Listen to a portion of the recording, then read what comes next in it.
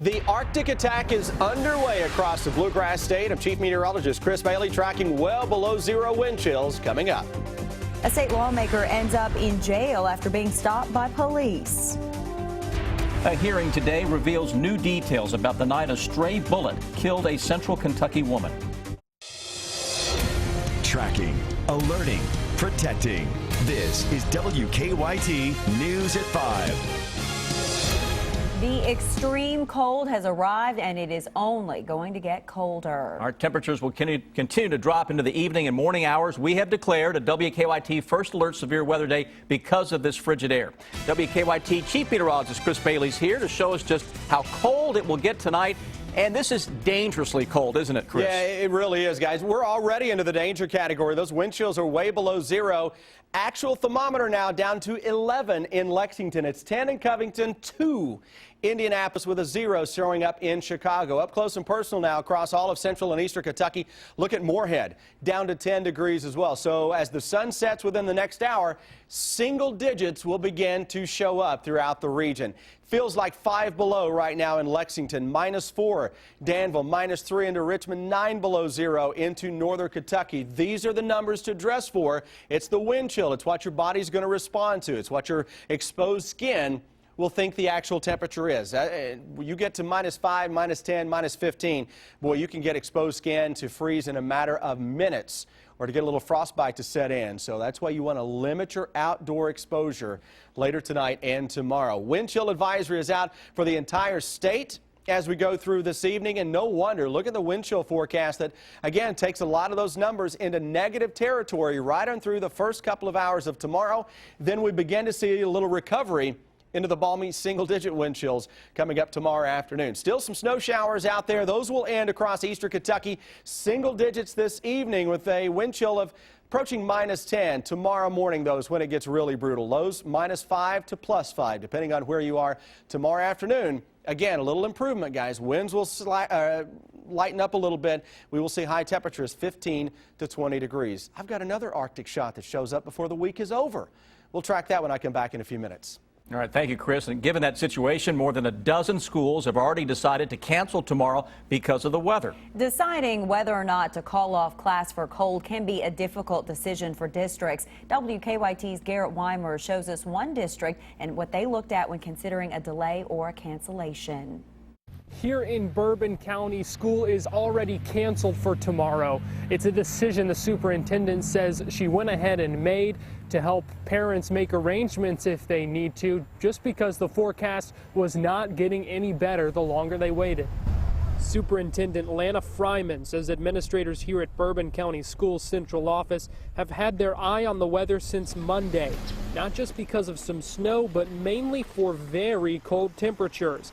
Administrators say the cold can cause problems for the buses, but the main thing is they don't want kids to be exposed to such cold, especially in the mornings when they're waiting at the bus stop. When it gets in single digits, it's really difficult to have school. Kids standing out, and just a few minutes can be frostbitten, even when they're wrapped up pretty good. Many school systems also have days built into the calendar that are designated as possible makeup days. The superintendent here in Bourbon County says they have 5 days that they can use, and we're told in Fayette County they have 4.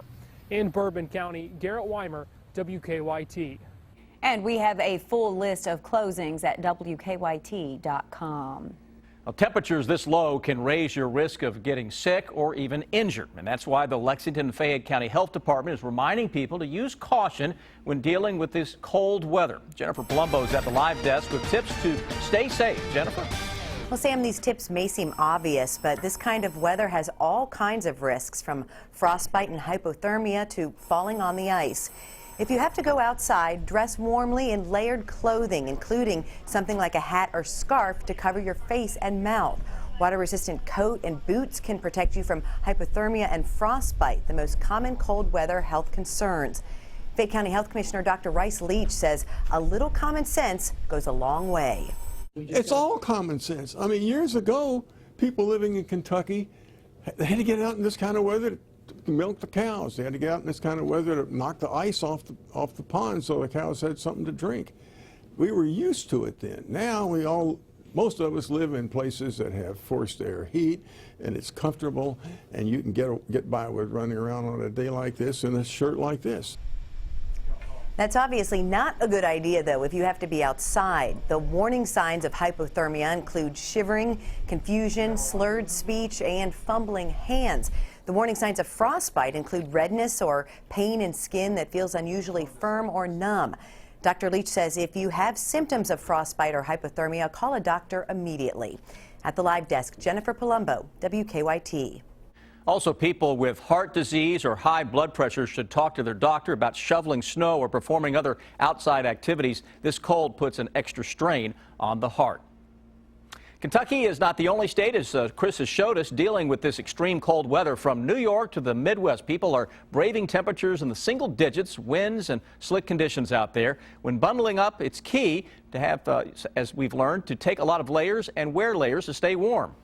What'd you put on today? Cashmere turtleneck, cashmere cardigan, tights, and pants. Still cold? Very.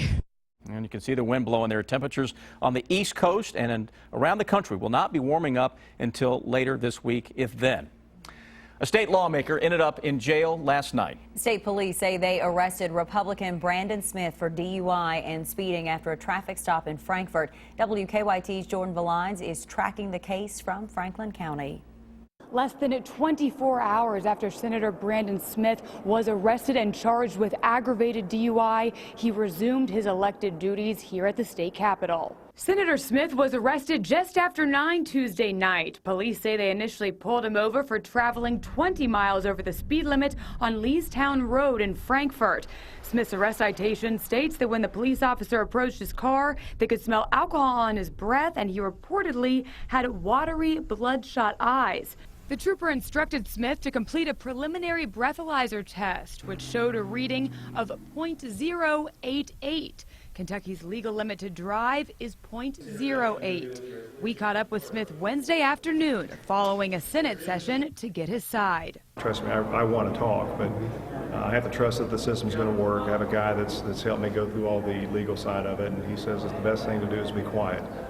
And it's difficult. Coming up at 6 tonight, hear more about what Senator Smith has to say about his arrest. In Frankfort, Jordan Valines, WKYT. Senator Smith serves the 30th district, which includes Bell, Breathitt, Johnson, Leslie, Magoffin, and Perry counties. We are learning some new information about what led up to a shooting that killed a young Central Kentucky woman. A stray bullet, police say, hit and killed Amber Cottle in her Winchester apartment 2 days before Christmas. The new details came out today during a hearing for one of the 4 people charged in Cottle's murder. WKYT's Victor Puente has more now from Clark County. The preliminary hearings for Lamont Wilkerson and Aaron Staley were put off until next week, but Lillian Barnett's hearing went on as scheduled. During that hearing, a Winchester police detective said the shooting that killed 19-year-old Amber Cottle happened when 3 men tried to rob the apartment above hers. He said Wilkerson, Staley, and Christopher Robinson believed the man who lived in that apartment had marijuana. During that attempt, Robinson was shot in the chest. 2 people in that apartment were shot, and Cottle was hit by a bullet that went through the floor. Police say Wilkerson's girlfriend, 18-year-old Lillian Barnett, drove the 3 men to Hillcrest Apartments for the robbery, then drove Robinson to the hospital, Staley to Richmond, then herself and Wilkerson back to Winchester. He said after the shooting, Barnett joked about it with the witness. Cooperating witness says that Miss Barnett has made a joke about that they're going to see her, as in Barnett and Wilkerson, on the news. Their pictures on the news. The judge did find enough cause that Barnett's case was sent on to the grand jury, who will decide if there's enough evidence for an indictment. In Clark County, Victor Puente, WKYT. Christopher Robinson was arrested Tuesday after he was released from the hospital. He is now in the Clark County Detention Center.